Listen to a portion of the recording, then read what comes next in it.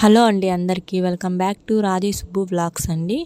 ఇవాళ అయితే onion curry చేసుకుందాం విత్ చపాతీ. నేనైతే చపాతీ పిండి కలపడానికి అయితే తీసుకున్నాను. అందుకోసం ఉప్పు నూనె కూడా వేసుకొని చపాతీ ముద్దను స్మూత్గా కలుపుకొని పక్కన పెట్టుకున్నాను గంట సేపు.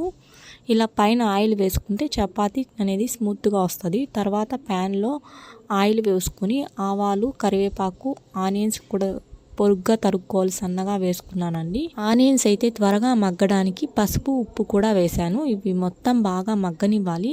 మగ్గిన తర్వాత పచ్చిమిర్చి కూడా వేసుకోవాలి. పచ్చిమిర్చి యాడ్ చేసుకొని కొంచెం సేపు మగ్గనిచ్చుకోవాలండి. ఇందులో టమాటాలు కూడా యాడ్ చేసుకోవాలి, ఎందుకంటే కర్రీ అనేది జ్యూసీగా రావడానికి టమాటాలు కూడా యాడ్ చేసుకోవాలి. ఆనియన్స్ అయితే మగ్గిపోయాయండి. ఇంకా టమాటాలు వేసేసాను.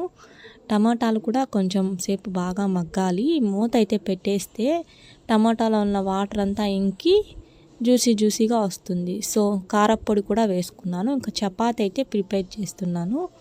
చపాతీలోకి ఈ కర్రీ చాలా బాగుంటుంది. Super combination. ఒకసారి ట్రై చేసి కామెంట్ సెక్షన్లో నాకు తెలియజేయండి. వీడియో నచ్చితే లైక్ చేయండి, నా ఛానల్ సబ్స్క్రైబ్ చేయండి. ఉంటాను మరి, బాయ్ బాయ్.